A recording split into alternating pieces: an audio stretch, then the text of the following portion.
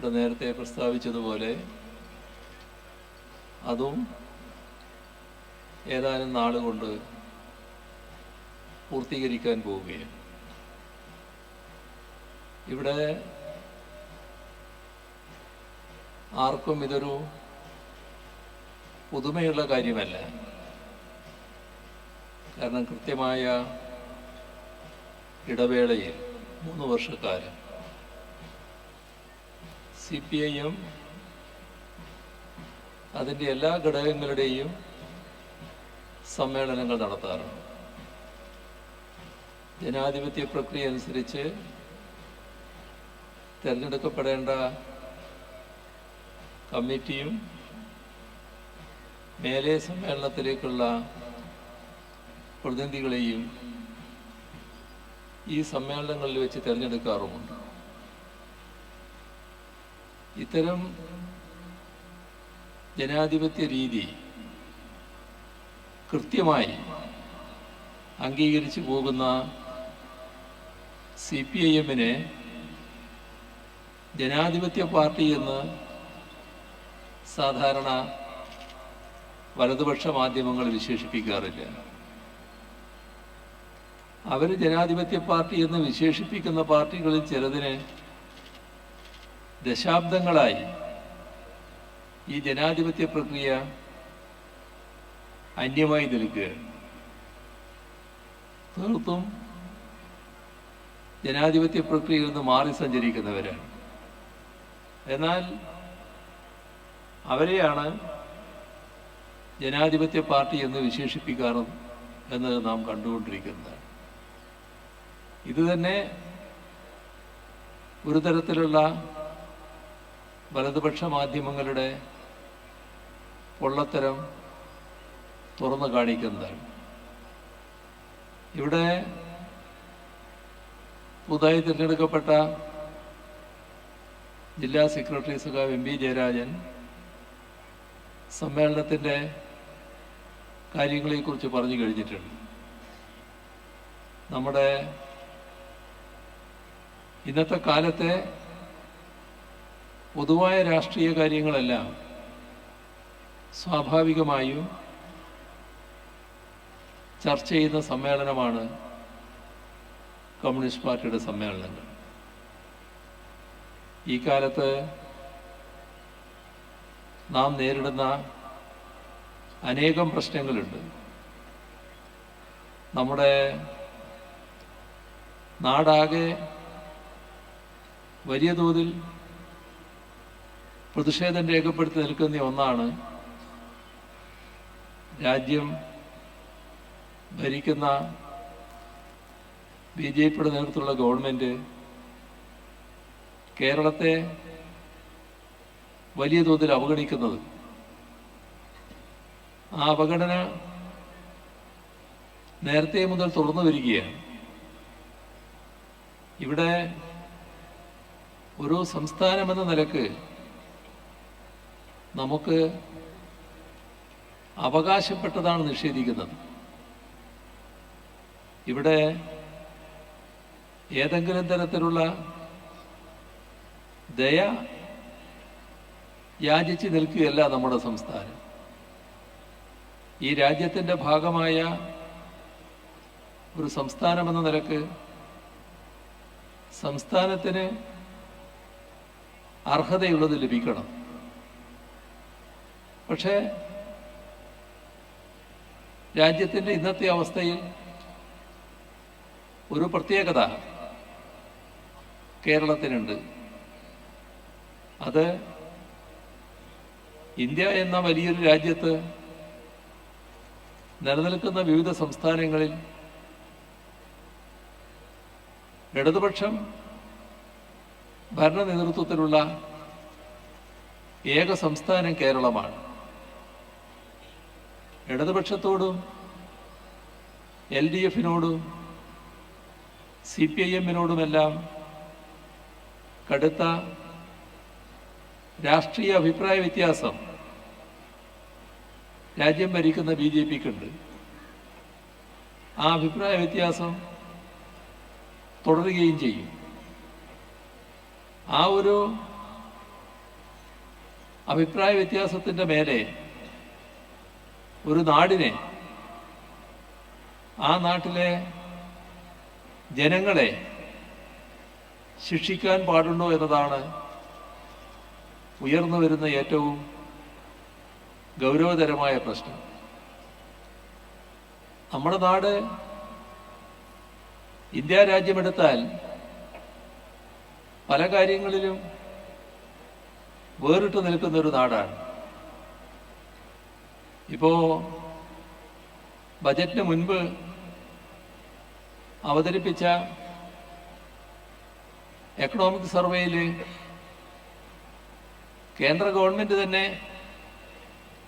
സമ്മതിക്കുന്ന കാര്യം, രാജ്യത്തിൻ്റെ പൊതുചിത്രമെടുത്താൽ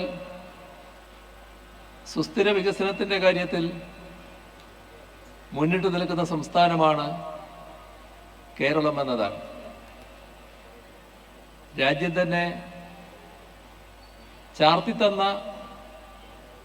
ഒട്ടേറെ പ്രത്യേകതകൾ കേരളത്തിനുണ്ട്. വിവിധ മേഖലകളിൽ നമ്പർ 1 സ്ഥാനവും കേരളം വഹിച്ചു പോവുകയാണ്. അത്തരമൊരു നാടിനെ വലിയ തോതിൽ അവഗണിച്ചു പോകുന്ന നടപടിയാണ് BJPയുടെ നേതൃത്വം സ്വീകരിച്ചു പോകുന്നത്. ഈ ബജറ്റിൽ സ്വാഭാവികമായും കേരളം പ്രതീക്ഷിക്കുന്ന ഒട്ടേറെ കാര്യങ്ങളുണ്ട്. ആ കാര്യങ്ങളിൽ തീർത്തും അവഗണനയാണ് ഉണ്ടായിരിക്കുന്നത്. നമ്മുടെ നാട് ആരോഗ്യരംഗത്ത് എല്ലാവരും സമ്മതിക്കുന്നതാണ് മികവാർന്ന നേട്ടങ്ങളുടെ ഉടമയാണ് എന്ന്. കേരളത്തിൻ്റെ മികവാർന്ന ആരോഗ്യരംഗത്തിൻ്റെ പ്രത്യേകത രാജ്യം മാത്രമല്ല, ലോകം തന്നെ ശ്രദ്ധിച്ചിട്ടുള്ളതുമാണ്. എന്നാൽ ഇന്ത്യ രാജ്യത്ത് പലയിടങ്ങളിലായി പ്രവർത്തിക്കുന്ന AIIMS, all India institute of medical sciences, കേന്ദ്ര ഗവൺമെന്റ് സ്ഥാപനമാണ്. അത് ഇതേവരെ നമ്മുടെ കേരളത്തിന് നൽകിയിട്ടില്ല. നേരത്തെ അതുമായി ബന്ധപ്പെട്ട് വാഗ്ദാനങ്ങൾ ഉണ്ടായതാണ്. അതിൻ്റെ ഭാഗമായി കേരളത്തോട് സ്ഥലം നിർദ്ദേശിക്കാനും പറഞ്ഞു. അങ്ങനെ കേരളം 4 സ്ഥലങ്ങൾ നിർദ്ദേശിച്ചു. അപ്പോൾ കേന്ദ്ര ഗവൺമെന്റ് പറഞ്ഞു, 4 സ്ഥലം നിർദ്ദേശിച്ചാൽ പറ്റില്ല, 4 ഏതെങ്കിലും ഒരു സ്ഥലം കേന്ദ്രം തിരഞ്ഞെടുക്കട്ടെ എന്നുള്ള നിലക്കാണ് 4 സ്ഥലം നിർദ്ദേശിച്ചത്. 4 സ്ഥലം നിർദ്ദേശിച്ചാൽ പറ്റില്ല, നിങ്ങൾ ഒരു സ്ഥലം നിർദ്ദേശിക്കണം. അത് അംഗീകരിച്ച് കേരള ഗവൺമെന്റ് നിർദ്ദേശം സമർപ്പിക്കുകയും ചെയ്തു. പക്ഷേ നമ്മുടെ സംസ്ഥാനത്തിന് എയിംസ് അനുവദിക്കുന്നില്ല. എത്രയോ തവണ ഇതുമായി ബന്ധപ്പെട്ട് കേന്ദ്ര ഗവൺമെന്റിന്റെ വക്താക്കളെ കേരള ഗവൺമെന്റിന് വേണ്ടി പലരും കണ്ടിട്ടുള്ളതാണ്. സംസാരിക്കുമ്പോഴൊക്കെ പ്രധാനമന്ത്രി അടക്കം ഇപ്പോ എയിംസ് കിട്ടി എന്ന ധാരണയിൽ പിരിയാൻ പറ്റുന്ന അന്തരീക്ഷമാണ് ഉണ്ടാക്കാറ്. പക്ഷേ തുടർച്ചയായ നിരാശയാണ് കേരളത്തിനുണ്ടാകുന്നത്. ഇത്തവണയും അത് തന്നെ സംഭവിച്ചു. നമ്മുടെ രാജ്യത്തെ ഏറ്റവും വലിയ പോർട്ടാണ് വിഴിഞ്ഞം പോർട്ട്. ഇത് ലോകത്തെ ഏറ്റവും വലിയ പോർട്ടുകളിൽ ഒന്നാണ്. അതിൻ്റെ പൂർണ്ണതയിലേക്ക് എത്താനിരിക്കുന്നു. ആ പോർട്ടിൻ്റെ ഔപചാരികമായ ഉദ്ഘാടനം നിർവഹിക്കാനുള്ള തീയതി അടുത്തു വരികയാണ്. അത്തരമൊരു പോർട്ടിന് സ്വാഭാവികമായും നല്ല തോതിലുള്ള പിന്തുണ കേന്ദ്ര ഗവൺമെന്റിന് ലഭ്യമാകണം. അത് കേന്ദ്രത്തോട് ആവശ്യപ്പെട്ടതാണ്. കയറ്റുമതി രംഗത്ത് വലിയ പ്രോത്സാഹനം തങ്ങൾ അംഗീകരിക്കുന്ന നയമാണ് എന്ന് കേന്ദ്ര ഗവൺമെന്റ് പറയുന്നുണ്ട്. പക്ഷേ വിഴിഞ്ഞം പോർട്ടിന്റെ കാര്യത്തിൽ ഒരു പൈ സഹായമായി അനുവദിക്കാൻ തയ്യാറായിട്ടില്ല. ഇതൊക്കെ നമ്മുടെ നാടിനോട് കാണിക്കുന്ന ഏറ്റവും കടുത്ത അവഗണനയുടെ ഭാഗമാണ്. വിഴിഞ്ഞം പോർട്ട് എന്ന് പറയുന്നത് രാജ്യത്തിന് വലിയ വരുമാനം ഉണ്ടാക്കുന്ന ഒരു പോർട്ടാണ്. അങ്ങനെയാണിത് മാറാൻ പോകുന്നത്. രാജ്യത്തിലെ ഏറ്റവും വലിയ പോർട്ട്, അതിന്റെ ഭാഗമായുള്ള വലിയ വരുമാനം കേന്ദ്ര ഗവൺമെന്റിന് ലഭിക്കാൻ പോകുന്നൊരു പോർട്ട് സ്വാഭാവികമായി ശരിയായ ദിശാബോധമുള്ള ഒരു സർക്കാരാണെങ്കിൽ അത്തരം പോർട്ടിന് ആവശ്യമായ എല്ലാ പിന്തുണയും നൽകും. പക്ഷേ കേന്ദ്ര ഗവൺമെന്റ് തീർത്തും അവഗണിച്ചിരിക്കുന്നു. ഇവിടെ വലിയ ദുരന്തമാണ് നാം കഴിഞ്ഞ നാളുകളിൽ നേരിട്ടത്. മുണ്ടക്കൈ ചൂരൽമല ദുരന്തം. എല്ലാവരും അതുമായി ബന്ധപ്പെട്ട് കേരളത്തോടൊപ്പം നിൽക്കാൻ തയ്യാറായി. ആ നാളുകളിൽ പ്രധാനമന്ത്രിയും എത്തി. എല്ലാവരുമായും കാണുകയും ദുരന്ത സ്ഥലങ്ങൾ സന്ദർശിക്കുകയും ഒക്കെ ചെയ്തു. പക്ഷേ ദുരന്ത കാര്യത്തിന് ലഭിക്കേണ്ട സഹായം നമുക്ക് ലഭിച്ചില്ല. കടുത്ത അവഗണന ആ കാര്യത്തിലുണ്ടായി. ഒരു തരത്തിലുള്ള പകപോക്കൽ. ഏതായാലും അത് ആ കാര്യത്തിൽ കൂടുതൽ സഹായം വേണമെന്നുള്ളത് നിരന്തരമായി സംസ്ഥാന സർക്കാർ കേന്ദ്ര ഗവൺമെന്റിനോട് ആവശ്യപ്പെട്ടുകൊണ്ടേയിരുന്നു. ഈ ബജറ്റ് വരുമ്പോൾ അതുമായി ബന്ധപ്പെട്ട് ഒരു പാക്കേജ് വേണമെന്നുള്ള കാര്യം സ്വാഭാവികമായും കേന്ദ്രത്തോട് അഭ്യർത്ഥിച്ചു. പക്ഷേ അതുമായി ബന്ധപ്പെട്ട് ഒരു പൈ നൽകാൻ തയ്യാറായില്ല. എന്താണിത്? നമ്മുടെ നാടിനോട് ഇത്ര കടുത്ത വിവേചനം കാണിക്കുന്നതിൻ്റെ സാങ്കത്യമെന്ത്? ഈ നാടിനെ മുന്നോട്ട് പോകാൻ സഹായം നൽകേണ്ട, പിന്തുണ നൽകേണ്ട കേന്ദ്ര ഗവൺമെന്റ് പൂർണ്ണമായും അതിൽ നിന്ന് മാറി നിൽക്കുന്ന കാഴ്ചയാണ് നമുക്ക് കാണാൻ സാധിക്കുന്നത്. ഈ കാര്യത്തിൽ ശക്തമായ പ്രതിഷേധം ഉയർന്നു വരേണ്ടതായിട്ടുണ്ട്. എന്തും കേരളത്തോടാകാം എന്ന നിലയാണ് സ്വീകരിക്കുന്നത്. ഇവിടെ നാം ചിന്തിക്കേണ്ട കാര്യം, ഇത് LDF സർക്കാർ അധികാരത്തിലിരിക്കുന്നു എന്നുള്ളത് കൊണ്ട് സ്വീകരിക്കുന്ന ഒരു നടപടിയായി മാത്രം കണ്ടാൽ പോരാ. ഇത് LDFനെ മാത്രമായി ബാധിക്കുന്നൊരു കാര്യമല്ല, നാടിനെയാണ് ബാധിക്കുന്നത്. നാടിനെ പുറകോട്ടടിപ്പിക്കുന്ന നടപടിയാണ്.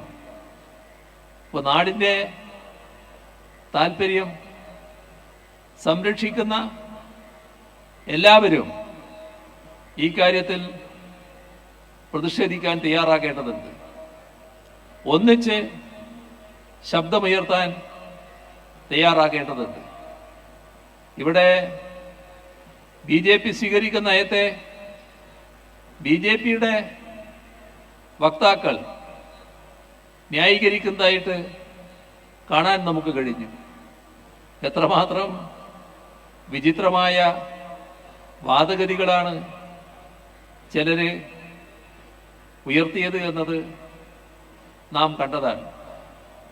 എത്ര അപഹാസ്യരാവുകയാണ് അവർ തന്നെ അതിലൂടെ എന്നതും കാണേണ്ടതായിട്ടുണ്ട്.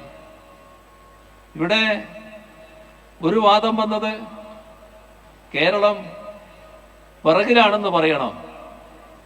അങ്ങനെ പിറകിലാണെന്ന് പറഞ്ഞാൽ അതിനുവേണ്ടി പ്രത്യേക പാക്കേജ് തരുമെന്നാണ്. പാക്കേജിന്റെ പ്രശ്നം പറഞ്ഞത് കേരളത്തിന്റെ പൊതുവായ പ്രശ്നങ്ങൾ മുൻനിർത്തിയാണ്. കേരളത്തിന്റെ പൊതുവായ പ്രശ്നങ്ങൾ എന്താണെന്ന് രാജ്യത്തിന് അറിയാത്തതാണോ? നാം വലിയൊരു കടൽ തീരമുള്ളൊരു സംസ്ഥാനമാണ്. ആ കടലോരം നേരിടുന്ന ഗൗരവമായ പ്രശ്നങ്ങളുണ്ട്. ആ കടലോരത്ത് ജീവിക്കുന്ന മത്സ്യത്തൊഴിലാളികളും മറ്റുള്ളവരും അനുഭവിക്കുന്ന പ്രശ്നങ്ങളുണ്ട്. ആ പ്രശ്നങ്ങൾക്ക് പരിഹാരം കാണേണ്ടതായിട്ടുണ്ട്. തീരസംരക്ഷണത്തിൻ്റെ പ്രശ്നം മാത്രമല്ല, എന്നാൽ തീരസംരക്ഷണവും ഗൗരവമായ പ്രശ്നം തന്നെയാണ്. അത്തരം കാര്യങ്ങളിൽ സ്വാഭാവികമായും കേന്ദ്ര ഗവൺമെന്റിന്റെ സഹായം, പിന്തുണ ലഭ്യമാകേണ്ടതാണ്. അത് സാമ്പത്തിക സഹായമാണ് വേണ്ടത്. ആവശ്യമായ പാക്കേജുകൾ അതിനായി അനുവദിക്കേണ്ടതായിട്ടുണ്ട്. നിരന്തരം കേന്ദ്ര ഗവൺമെന്റിനോട് ആവശ്യപ്പെടുന്ന കാര്യമാണത്.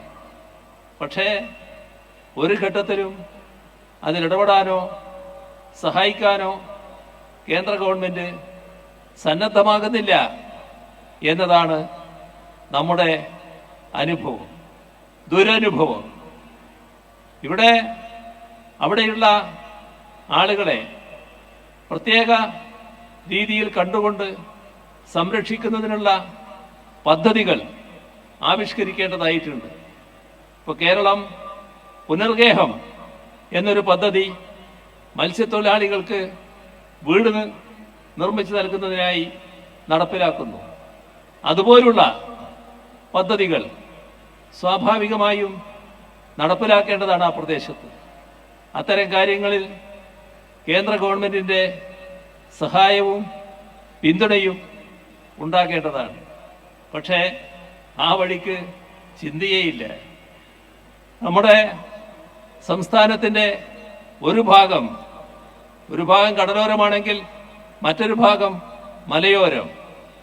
ആ മലയോരങ്ങളിൽ ജീവിക്കുന്ന ജനങ്ങൾ വലിയ തോതിൽ ഉത്കണ്ഠയിൽ കഴിയുന്നു. അവിടങ്ങളിലുള്ളവർ വന്യമൃഗത്തിൻ്റെ കടുത്ത ശല്യം നേരിടുന്നു. ഈ വന്യമൃഗങ്ങളെ പൂർണ്ണമായും സംരക്ഷിക്കുന്ന കേന്ദ്ര നിയമമാണ് ഏറ്റവും വലിയ തടസ്സമായി നിൽക്കുന്നത്. വന്യമൃഗം വലിയ തോതിൽ അംഗസംഖ്യ വർദ്ധിച്ചുകൊണ്ടിരിക്കുകയാണ്. നമ്മുടെ എല്ലാ പ്രദേശങ്ങളുടെയും അനുഭവത്തിൽ നേരത്തെ നാട്ടിൽ കാണാതിരുന്ന വന്യമൃഗങ്ങളടക്കം ഓരോ പ്രദേശത്തും എത്തിപ്പെടുന്ന സ്ഥിതി കാണുന്നു. എല്ലാം ഇതിൻ്റെ വലിയ തോതിലുള്ള വളർച്ചയുടെ ഭാഗമാണ്. വന്യമൃഗത്തെ എല്ലാ തരത്തിലും സംരക്ഷിക്കുന്ന സമീപനം കേന്ദ്ര ഗവൺമെൻറ് സ്വീകരിക്കുമ്പോൾ മനുഷ്യനെ കാണാതിരിക്കുകയാണ്, മനുഷ്യരുടെ സുരക്ഷയെക്കുറിച്ച് ചിന്തിക്കാതിരിക്കുകയാണ്. ഏതായാലും സംസ്ഥാനം കേന്ദ്രത്തോട് പറഞ്ഞു, ഈ പ്രശ്നത്തിന് ശാശ്വതമായ പരിഹാരം കാണേണ്ടതുണ്ട്, അതിന് ആവശ്യമായ പിന്തുണ വേണം. വലിയ തോതിലുള്ള സംരക്ഷണ നടപടികൾ ഇവിടെ സ്വീകരിക്കേണ്ടതുണ്ട്.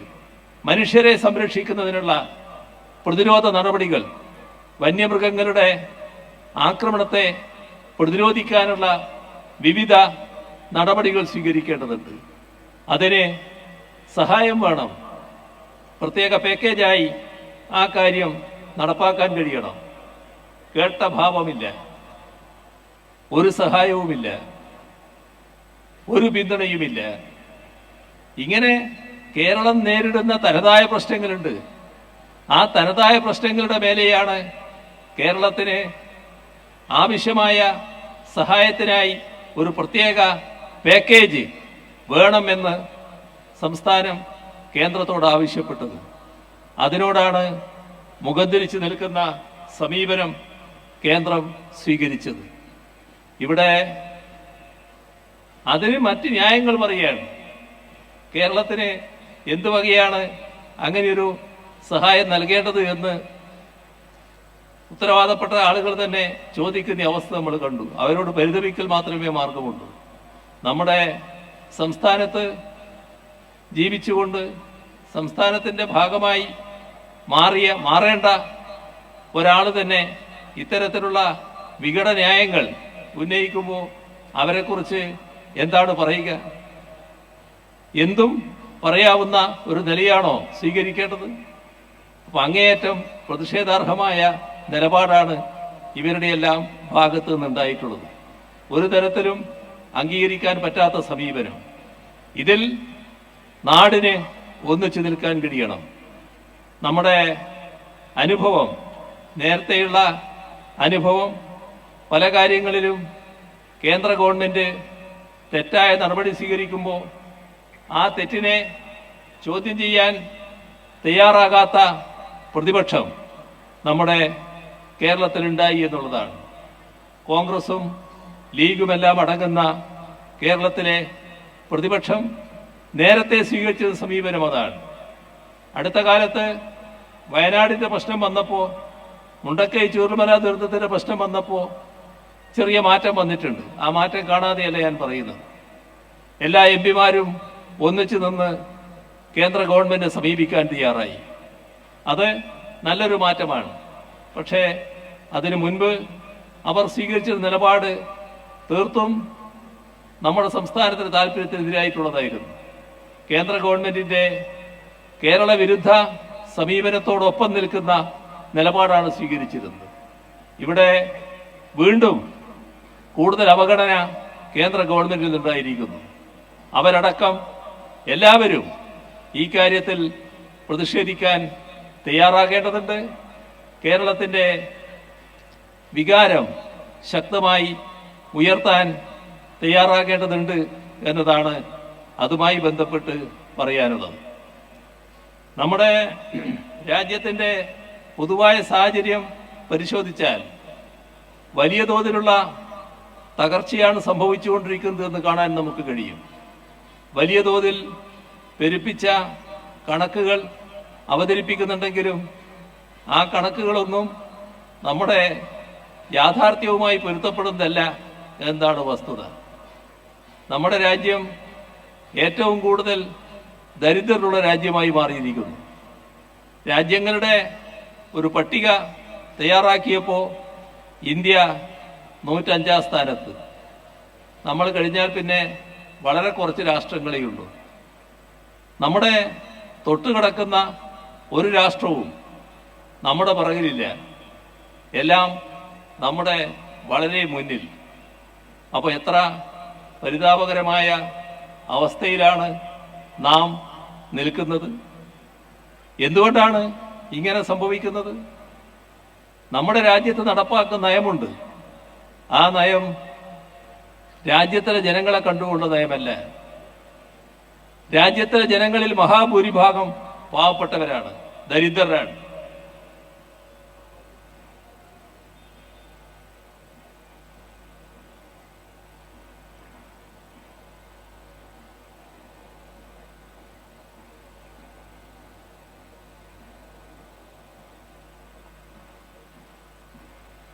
ആ ദരിദ്രരെയും പാവപ്പെട്ടവരെയും സഹായിക്കുന്നതിനുള്ള, അവരെ കൂടുതൽ പുരോഗതിയിലേക്ക് നയിക്കുന്നതിനുള്ള നടപടികളാണ് കേന്ദ്ര ഗവൺമെന്റിന്റെ ഭാഗത്ത് ഉണ്ടാകേണ്ടത്. പക്ഷേ ഒരു നടപടിയും കേന്ദ്രത്തിന്റെ ഭാഗത്തുണ്ടാകുന്നില്ല. അതിന്റെ ഭാഗമായാണ് വലിയ ദുരിതം രാജ്യത്തിന് അനുഭവിക്കേണ്ടി വരുന്നത്. അതുകൊണ്ടാണ് കൂടുതൽ കൂടുതൽ ദരിദ്രരുണ്ടാകുന്നത്. ദരിദ്രരുടെ എണ്ണം വർദ്ധിച്ചു വരുന്നു. പാപ്പരീകരിക്കപ്പെടുകയാണ് കൂടുതലായിട്ട്. പാവങ്ങൾ കൂടുതൽ പാപ്പരീകരിക്കപ്പെടുന്നു. എന്നാൽ അതേസമയം സമ്പന്നർ അതിസമ്പന്നരായി മാറുന്നു. ഇന്ത്യ രാജ്യത്തിന്റെ മൊത്തം കണക്ക് പറയുമ്പോൾ ഈ സമ്പന്നരുടെ വലിയ ആസ്തി കൂടി വെച്ചുകൊണ്ടാണ് ആ കണക്ക് കൂട്ടുന്നത്. നമ്മുടെ രാജ്യത്തെ ഈ അതിസമ്പന്ന വിഭാഗത്തിൽപ്പെട്ട ഒരു 4% ആളുകളെ ഒഴിവാക്കി നിർത്തി വരുമാനം കണക്ക് കൂട്ടിയാൽ ഇന്ത്യ രാജ്യം ലോകത്തിലെ ഏറ്റവും കടുത്ത ദാരിദ്ര്യാവസ്ഥയുള്ള രാജ്യത്തെക്കാളും പുറകിലായിരിക്കും. ഇതാണ് വസ്തുത. ഓരോ നയവും കോർപ്പറേറ്റുകൾക്ക് വേണ്ടിയാണ്, അതിസമ്പന്നർക്ക് വേണ്ടിയാണ്. നമ്മുടെ രാജ്യത്ത് ഏറ്റവും കൂടുതൽ കാർഷിക വൃത്തിയാണ് നടക്കുന്നത്. കർഷകരെ സംരക്ഷിക്കുന്നതിന് നടപടികളാണ് വേണ്ടത്. വലിയ തോതിലുള്ള കാർഷിക പ്രക്ഷോഭങ്ങൾ ഉയർന്നു വരുന്നു. പക്ഷേ കർഷകർക്ക് അനുകൂലമായ ഒരു നടപടിയുമില്ല, ഈ ബജറ്റിലും ഇല്ല. കർഷകർക്ക് അമിതമായ ഭാരം അടിച്ചേൽപ്പിക്കുകയാണ്. നേരത്തെ രാസവളത്തിനുണ്ടായിരുന്ന സബ്സിഡി വലിയ തോതിൽ വെട്ടിക്കുറച്ചതിനെതിരെ കർഷകർ പ്രതിഷേധം രേഖപ്പെടുത്തിയതാണ്. ഇപ്പോഴും നല്ല വെട്ടിക്കുറവ് വരുത്തിയിരിക്കുകയാണ് ഈ ബജറ്റിൽ. അപ്പോ കൂടുതൽ കൂടുതൽ കർഷക ദ്രോഹ നടപടികൾ സ്വീകരിച്ചു പോവുകയാണ്. കാർഷിക വിളകൾക്ക് ന്യായമായ വിലയുണ്ടാവുക, അതിന് കൃത്യമായ താങ്ങുവില പ്രഖ്യാപിക്കുക, അത്തരം നടപടികൾ കേന്ദ്ര ഗവൺമെന്റ് ഭാഗത്തേ ഉണ്ടാകുന്നില്ല. കർഷകര് ആ പ്രശ്നം വലിയ തോതിൽ ഉന്നയിക്കുന്നു, പക്ഷേ നടപടികളില്ല. നമ്മുടെ രാജ്യത്ത് ഒന്നാം UPA ഗവൺമെന്റിന്റെ കാലത്ത് ആ സർക്കാരിന് ഇടതുപക്ഷമടക്കം പിന്തുണ നൽകിയിരുന്നു എന്നുള്ളത് കൊണ്ട് ഇടതുപക്ഷത്തിന്റെ അടക്കം ഇടപെടലിന്റെ ഭാഗമായിട്ടാണ് തൊഴിലുറപ്പ് പദ്ധതി നടപ്പാക്കിയത്. ആ തൊഴിലുറപ്പ് പദ്ധതിയെ തകർത്തുകൊണ്ടിരിക്കുകയാണ്. കഴിഞ്ഞ തവണ വലിയ വെട്ടിക്കുറവ് വരുത്തി, ഇത്തവണ ഒരു പൈ വർധനവ് വരുത്തിയില്ല. അതേ നില തുടരുകയാണ്. അപ്പോ തൊഴിലുറപ്പ് പദ്ധതിയെ തകർക്കുന്ന സമീപനം തുറന്നു പോകുന്നു. ഇതെല്ലാം പാവങ്ങളെയാണ് ഏറ്റവും കൂടുതൽ പ്രതികൂലമായി ബാധിക്കുന്നത്. ഓരോ രംഗത്തും ഈ നടപടിയാണ് എടുത്തു പോകുന്നത്. ഇത് രാജ്യം അംഗീകരിച്ച നയത്തിന്റെ ഭാഗമാണെന്ന് നാം കാണണം. നവ ഉദാരവൽക്കരണ നയം. ആ നവ ഉദാരവൽക്കരണ നയമാണ് നമ്മുടെ രാജ്യത്തെ ഈ അവസ്ഥയിലേക്ക് എത്തിക്കുന്നത്. നരേന്ദ്രമോദിയുടെ സർക്കാർ ഈ നയം അതിതീവ്രമായി നടപ്പാക്കുകയാണ്. ഈ നയം മാറേണ്ടതുണ്ട്. കോർപ്പറേറ്റുകൾക്ക് വേണ്ടിയുള്ള ഈ നയത്തിൽ നല്ല മാറ്റം ഉണ്ടായാൽ മാത്രമേ രാജ്യത്തെ ജനങ്ങൾ, പാവപ്പെട്ടവർ രക്ഷപ്പെടുകയുള്ളൂ. എന്നാൽ ആ നയം അതിതീവ്രമായി നടപ്പാക്കുന്നതാണ് നാം കാണുന്നത്. ഇവിടെ നാം ചിന്തിക്കേണ്ട കാര്യം, നമ്മുടെ രാജ്യത്ത് ഈ നയം ജനദ്രോഹപരമായ നയമാണ് എന്ന് എല്ലാവരും പറയുന്നുണ്ട്. എന്നാൽ ആ നയം നരേന്ദ്രമോദിയുടെ മാത്രം നയമാണോ? അതല്ലെങ്കിൽ BJPയുടെ മാത്രം നയമാണോ? ഈ നയം ഈ രാജ്യത്ത് ആദ്യം കൊണ്ടുവന്നതാരാ? കോൺഗ്രസ്സാണ്. കോൺഗ്രസിന്റെ സർക്കാരാണ്. അങ്ങനെ ഒരു അബദ്ധം പറ്റിപ്പോയി എന്ന നിലയാണോ കോൺഗ്രസിനുള്ളത്? ആ നയത്തിലല്ലേ ഇപ്പോഴും കോൺഗ്രസ് ഉള്ളത്? ആ നയത്തിൽ നിന്ന് മാറാൻ കോൺഗ്രസ് തയ്യാറായിട്ടുണ്ടോ? ഇപ്പൊ നമ്മുടെ അനുഭവം എടുത്താൽ 2011 മുതൽ 16 വരെയുള്ള കേരളം UDF ഗവൺമെന്റ് ഭരിച്ച ആ 5 വർഷക്കാലം കേന്ദ്രത്തിൽ 2 ഗവൺമെന്റ് ഉണ്ടായി. ആദ്യത്തെ മൻമോഹൻ സിംഗിന്റെ ഗവൺമെന്റ്, രണ്ടാമത്തെ നരേന്ദ്രമോദിയുടെ ഗവൺമെന്റ്. ഈ 3 ഗവൺമെന്റുകളും, മൻമോഹൻ സിംഗിന്റെ ഗവൺമെന്റ്, നരേന്ദ്രമോദിയുടെ ഗവൺമെന്റ്, ഇവിടുത്തെ UDF ഗവൺമെന്റ്, ഈ 3 ഗവൺമെന്റുകളും നടപ്പാക്കിയത് ഒരേ നയമാണ്. ആ നയത്തിന്റെ കെടുതിയായിരുന്നു നമ്മുടെ നാട് ആ കാലത്ത് അനുഭവിച്ചത്. എന്തൊരു തകർച്ചയായിരുന്നു! തകരാത്ത ഏതെങ്കിലും മേഖലയുണ്ടായിരുന്നു? ആ നയം ഇപ്പോഴും ഒഴിവാക്കിയോ? ഇപ്പോ രാജ്യത്ത് ചില സംസ്ഥാനങ്ങളിലെങ്കിലും കോൺഗ്രസിന് നേതൃത്വത്തിലുള്ള ഗവൺമെന്റ് ഉണ്ടല്ലോ. ഏതെങ്കിലും സംസ്ഥാനത്തിൽ ഇതല്ലാത്തൊരു നയം നടപ്പാക്കുന്നുണ്ടോ? അപ്പോ കോൺഗ്രസിനും BJPക്കും ഒരേ നയമാണ്. ആ നയം ജനദ്രോഹപരമായ നയമാണ്. ആ നയമാണ് ജനങ്ങളെ കൂടുതൽ പാപ്പരീകരിക്കുന്നത്. എന്നാൽ ആ നയത്തിൽ നിന്ന് വ്യത്യസ്തമായി ഒരു ബദൽ നയം ഇന്ത്യയിൽ ഇടതുപക്ഷം മുന്നോട്ട് വെക്കുന്നു.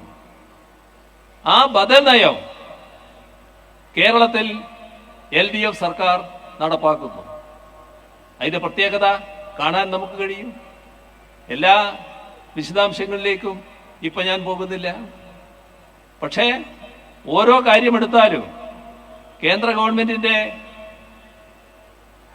നവോദാരവൽക്കരണ നയത്തിന്റെ ഭാഗമായുള്ള കാര്യമല്ല കേരളത്തിൽ നടപ്പാക്കാൻ നോക്കുന്നത്. എല്ലാ രംഗത്തും ബദൽ നയമാണ്. ഇപ്പൊ ഏറ്റവും പാവപ്പെട്ടവരുടെ കാര്യം, നമ്മുടെ രാജ്യത്തുള്ള അതിദരിദ്ര വിഭാഗം, ആ അതിദരിദ്ര വിഭാഗത്തില് കേരളത്തില് നാം കണ്ട കണക്കിന് 64,006 കുടുംബങ്ങളാണ്. 3 വർഷം മുൻപാണത്. ആ അതിദരിദ്ര വിഭാഗം എന്ന് പറയുമ്പോൾ അന്ന് 0.7% വരിക. ഏത് സർക്കാരിനും വലിയൊരു നമ്പർ അല്ലത്, അതുകൊണ്ട് വേണമെങ്കിൽ അവഗണിക്കാം. പക്ഷേ ഇടതുപക്ഷവും LDFും അത് അവഗണിക്കാനല്ല തീരുമാനിച്ചത്. ആ പാവപ്പെട്ടവരെ ആ അവസ്ഥയിൽ നിന്ന് എങ്ങനെ മുക്തരാക്കാൻ പറ്റും? ഇതാണ് ഇടതുപക്ഷം ആലോചിച്ചത്. അതിന്റെ ഭാഗമായി കൃത്യമായൊരു കർമ്മ പദ്ധതി ആവിഷ്കരിച്ചു. അത് 3 വർഷം മുൻപ് തന്നെ പ്രഖ്യാപിച്ചു. 3 വർഷം കൊണ്ട് നമ്മുടെ സംസ്ഥാനത്ത് ഈ പറയുന്ന കുടുംബങ്ങളെയെല്ലാം അതിദരിദ്രാവസ്ഥയിൽ നിന്ന് മുക്തരാക്കുക എന്നുള്ളതാണ്. 3ാമത്തെ വർഷമാണിത്. 2025 നവംബർ 1 നമ്മുടെ രാജ്യത്ത്, കേരളം എന്ന ഈ സംസ്ഥാനത്ത് അതിദരിദ്ര കുടുംബം എന്ന ഒന്നുമില്ല എന്ന അവസ്ഥയിലേക്ക് കേരളം മാറാൻ പോകുന്നു. ഇത് കേരളത്തിനല്ലാതെ മറ്റേതെങ്കിലും സംസ്ഥാനത്തിന് അവകാശപ്പെടാൻ കഴിയുമോ? ഏതെങ്കിലും സംസ്ഥാനം ഇത്തരമൊരു നടപടി സ്വീകരിച്ചു പോകുന്നുണ്ടോ? അവിടെയാണ് നയത്തിന്റെ പ്രശ്നം. ഈ നയം, നരേന്ദ്രമോദിയുടെ നയം, BJP-യുടെ നയം, കോൺഗ്രസിന്റെ നയം അംഗീകരിച്ചു പോകുന്ന പ്രദേശങ്ങളിൽ ഇതേ നിലപാടാണ്. ബദൽ നയം വന്നപ്പോ ആ അതിദരിദ്ര കുടുംബങ്ങളെ അതിദരിദ്രാവസ്ഥയിൽ നിന്ന് മുക്തമാക്കാനുള്ള നടപടികൾ ഇവിടെ സ്വീകരിക്കാൻ പറ്റുന്നു. ഇത്തരത്തിലുള്ള നടപടികൾ വരുമ്പോൾ സ്വാഭാവികമായി പ്രയാസമുണ്ടാകും. ആ നടപടികൾ സ്വീകരിക്കുന്നതിനോട് ഒരു ഈർഷ, അമർഷം അതെല്ലാം ഉണ്ടാവും. ഇപ്പോ പാവപ്പെട്ടവരുടെ ക്ഷേമ പെൻഷൻ നമ്മുടെ സംസ്ഥാനത്ത് നേരത്തെ നൽകിയിരുന്ന ഓർമ്മയുണ്ടല്ലോ. 2011-16 കാലം, ആ 16ന്റെ അവസാനമാകുമ്പോൾ കൊടുക്കാൻ തീരുമാനിച്ചു തന്നെ 600 രൂപയായിരുന്നു. പക്ഷേ ആ 600 കയ്യിൽ കിട്ടിയോ? അന്നത്തെ കാലം 18 മാസത്തെ കുടിശ്ശികയായിരുന്നു. LDF ഗവൺമെന്റ് അധികാരത്തിൽ വന്ന് 2016 ആദ്യ തീരുമാനം ആ 18 മാസത്തെയും കുടിശ്ശിക കൊടുത്തു തീർക്കാനുള്ളതായിരുന്നു. അത് കഴിഞ്ഞ് മെല്ലെ മെല്ലെ വർധനവ് തുടങ്ങി.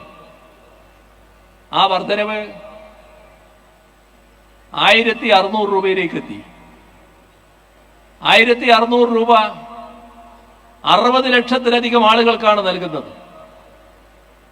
ആ ക്ഷേമ പെൻഷൻ കൃത്യമായി നൽകണം, മാസം തോറും നൽകണം എന്ന നിർബന്ധത്തോടെയാണ് സംസ്ഥാന സർക്കാർ നടപടികൾ സ്വീകരിച്ചത്. അതിനുവേണ്ടി ഒരു പ്രത്യേക കമ്പനി രൂപീകരിച്ചു. ആ കമ്പനി പെൻഷൻ നൽകാനുള്ള പണം സമാഹരിക്കും. കമ്പനിക്ക് സർക്കാർ പണം നൽകും. അപ്പോ കേന്ദ്ര ഗവൺമെന്റ് ആ നടപടിയോട് അത്ര യോജിപ്പില്ല. കേന്ദ്ര ഗവൺമെന്റ് പറഞ്ഞു, ഇത്ര വലിയ പെൻഷൻ കൊടുക്കുന്നത് ശരിയല്ല, ഇത്രയധികം ആളുകൾക്ക് പെൻഷൻ കൊടുക്കുന്നത് ശരിയല്ല. ആ നിലപാടിനോട് സംസ്ഥാന സർക്കാർ യോജിച്ചില്ല. അപ്പോ അതിന്റെ ഭാഗമായുള്ള വിരോധം വന്നു.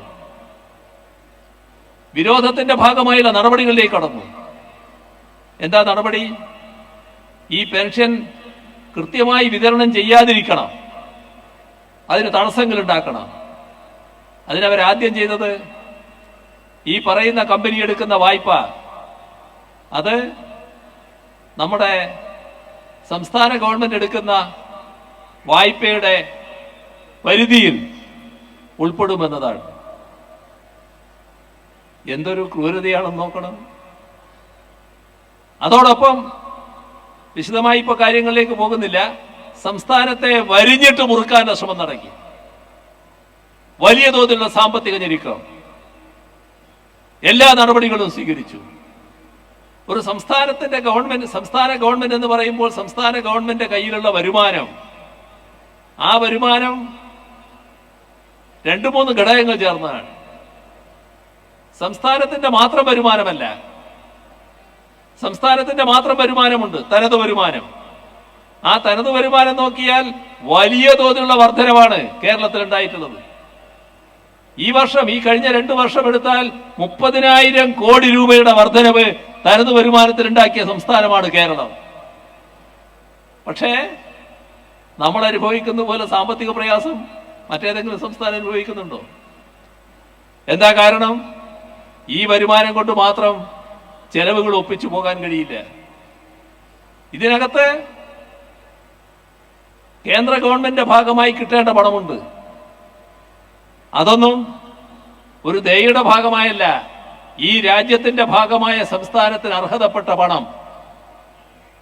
ആ പണം വലിയ തോതിൽ കുറവ് വരുത്തി. അത് നൽകാതിരിക്കാൻ നില സ്വീകരിച്ചു. അതിന്റെ ഭാഗമായി കേന്ദ്രം നൽകേണ്ട പണത്തിൽ എങ്ങനെയൊക്കെ തടസ്സങ്ങൾ ഉണ്ടാക്കാൻ പറ്റും അതൊക്കെ ചെയ്തു. ഇതിനു പുറമെ വായ്പ എടുക്കണം. ആ വായ്പയും വരുമാനത്തിൽപ്പെടുന്നതാണ്. വായ്പക്ക് നിരോധനം ഏർപ്പെടുത്തി, വലിയ വ്യവസ്ഥകൾ വെച്ചു. അതിന്റെ ഭാഗമായി വലിയ കുറവ് സംസ്ഥാനത്തിനുണ്ടായി. ഇതിനെയാണ് നമ്മൾ എല്ലാ വഴിയും നോക്കി ഒരു മാറ്റവുമില്ല എന്ന് വന്നപ്പോ സുപ്രീം കോടതിയിൽ ചോദ്യം ചെയ്യാൻ തയ്യാറായത്. സുപ്രീം കോടതിക്കടക്കം ബോധ്യപ്പെട്ടതിന്റെ ഭാഗമായാണ് ചില ഇടപെടലുകൾ ആ ഘട്ടത്തിൽ സുപ്രീം കോടതിയുടെ ഭാഗത്തുണ്ടായത്. ഇപ്പോ ഭരണഘടനാ ബെഞ്ചിന്റെ മുന്നിൽ വിഷയം നിൽക്കുകയാണ്. ഇതാണ് സ്വീകരിച്ച സമീപനം. എത്രമാത്രം ക്രൂരമായ സമീപനമാണെന്ന് നോക്കണം. ഇവിടെ ആ ഘട്ടം വന്നപ്പോ ചില ഘട്ടത്തിൽ പെൻഷൻ കൊടുക്കുന്നതടക്കം മുടങ്ങേണ്ടി വന്നു. നമ്മുടെ സംസ്ഥാനത്തിന്റെ പൊതുവായ സാഹചര്യം വെച്ചുകൊണ്ട് സംസ്ഥാന ഗവൺമെന്റ് കൃത്യമായി പ്രഖ്യാപിച്ചു. പിന്നീട് എല്ലാ മാസവും കൃത്യമായി പെൻഷൻ കൊടുക്കാൻ തന്നെയാണ് തീരുമാനം. കുടിശ്ശിക വന്നിട്ടുണ്ട്. ആ കുടിശ്ശികയിൽ 2 ഗഡു ഈ വർഷം തന്നെ കൊടുക്കുമെന്ന് തീരുമാനിച്ചു. അത് രണ്ടും കൊടുത്തു കഴിഞ്ഞു. അടുത്ത ഗഡു ഈ വരുന്ന മാർച്ചിന് ശേഷമുള്ള അടുത്ത സാമ്പത്തിക വർഷം കൊടുത്തു തീർക്കും. അങ്ങനെ എല്ലാ കുടിശ്ശികയും തീർക്കും എന്ന് സംസ്ഥാന സർക്കാർ പ്രഖ്യാപിച്ചതാണ്. അത് ആ വഴിക്ക് നീങ്ങുകയാണ്. എങ്ങനെയാണ് ഒരു സംസ്ഥാനത്തെ ഞെരുക്കുന്നത് എന്നാണ് നമ്മൾ നോക്കേണ്ടത്. ഇപ്പോൾ സംസ്ഥാനത്തിന്റെ വിവിധ വികസന പദ്ധതികൾ നടക്കുന്നു. വികസന പദ്ധതികളെ കുറിച്ച് ആകെ പറയാൻ ഇപ്പൊ നേരമില്ല. നമ്മുടെ കേരളത്തിലെ 2016 LDF സർക്കാർ അധികാരത്തിൽ വന്നപ്പോ എല്ലാ മേഖലയും തകർന്നു കിടക്കുകയാണല്ലോ. എങ്ങനെ പുനരുദ്ധരിക്കും? എന്ത് നടപടിയെടുക്കും? ഖജനാവിലുള്ള പണം വെച്ചല്ലേ ഇതെല്ലാം ചെയ്യേണ്ടത്. ഖജനാവിൽ അത്ര പണമില്ല. ആവശ്യങ്ങൾ വളരെ കൂടുതൽ. അപ്പോ പണത്തിന്റെ സ്രോതസ് വേറെ കണ്ടെത്തണം. അതിനാണ് കിഫ്ബിയെ പുനർജീവിപ്പിച്ചത്. അന്ന് സർക്കാർ പറഞ്ഞു ഈ വരുന്ന 5 വർഷം കൊണ്ട് 50,000 കോടി രൂപയുടെ വികസന പദ്ധതികൾ ഈ സംസ്ഥാനത്ത് നടപ്പാക്കും. 5 വർഷമായപ്പോ 50 അല്ല 62,000 കോടി രൂപയുടെ വികസന പദ്ധതികൾ. ഇപ്പോ 90,000 കോടി രൂപയുടെ വികസന പദ്ധതികളാണ് സംസ്ഥാനത്ത് നടപ്പാക്കുന്നത്. അപ്പൊ അതാ കേന്ദ്ര ഗവൺമെന്റ് വരുന്നു.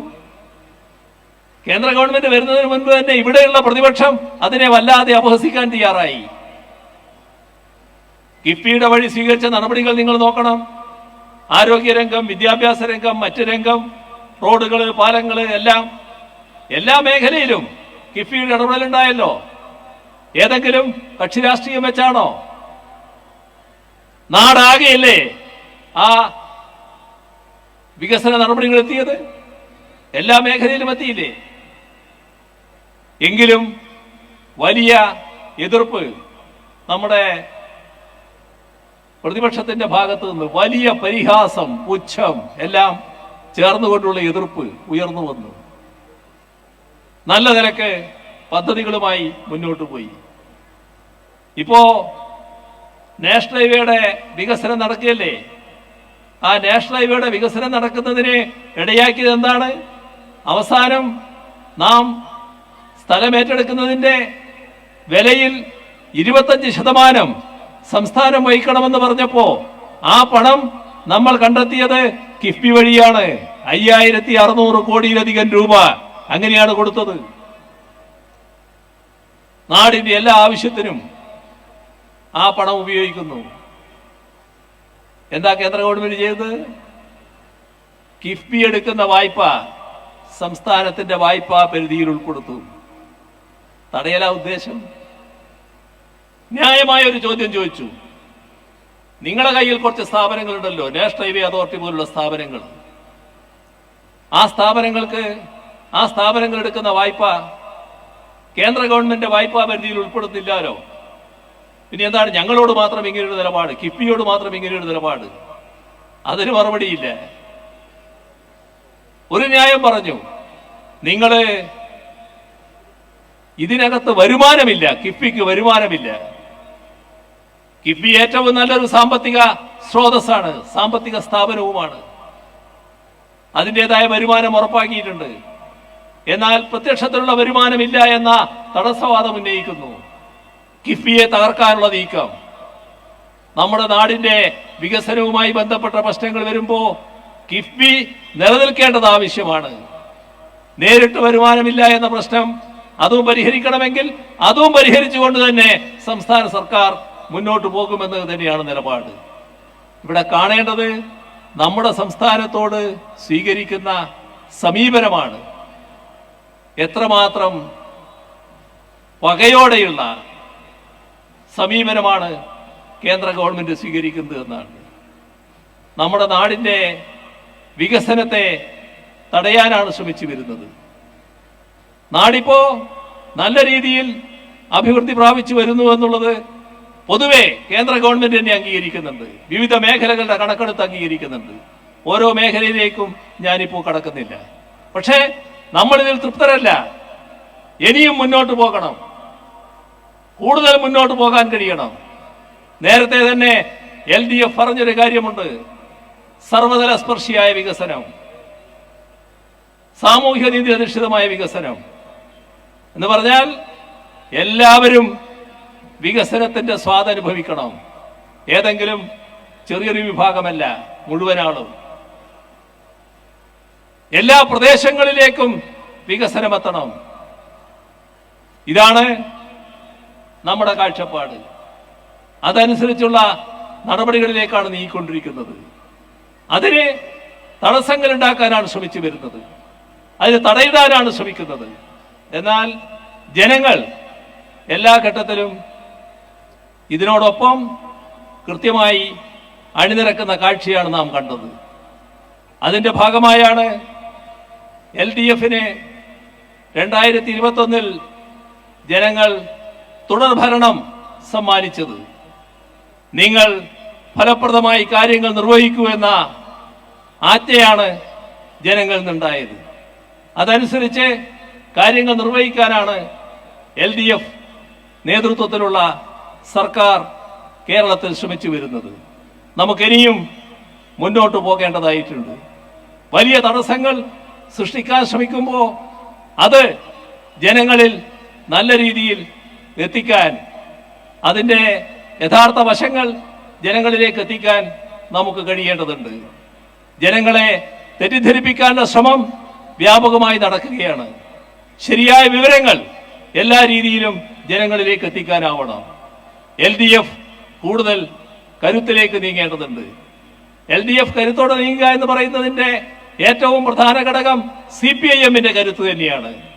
CPIM കൂടുതൽ കരുത്തിലേക്ക് വളരേണ്ടതുണ്ട് എന്ന് തന്നെയാണ് പൊതുവെ പാർട്ടി കാണുന്നത്. അതിന്റെ ഭാഗമായുള്ള കണ്ണൂർ ജില്ലാ സമ്മേളനം വിശദമായി കാര്യങ്ങൾ ചർച്ച ചെയ്തു. കൂടുതൽ ശക്തമായ രീതിയിലേക്ക് പാർട്ടിയെ വളർത്തിക്കൊണ്ടുവരാൻ ആവശ്യമായ നടപടികൾ സ്വീകരിക്കാൻ തീരുമാനിച്ചിരിക്കുകയാണ്. ആ ദൗത്യം എല്ലാ പാർട്ടി സഖാക്കളും പാർട്ടി ബന്ധുക്കളും പാർട്ടിയുടെ സഹയാത്രികരും ഏറ്റെടുക്കുക, പൊതുസമൂഹം അതിനോടൊപ്പം അണിനിരക്കുക എന്ന് അഭ്യർത്ഥിച്ചുകൊണ്ട് മറ്റു കൂടുതൽ കാര്യങ്ങളെ കടക്കാതെ ഈ സമ്മേളനം ഔപചാരികമായി ഉദ്ഘാടനം ചെയ്ത് അറിയിച്ചുകൊണ്ട് അവസാനിപ്പിക്കുന്നു. നിങ്ങൾക്ക് എൻ്റെ അഭിവാദ്യങ്ങൾ.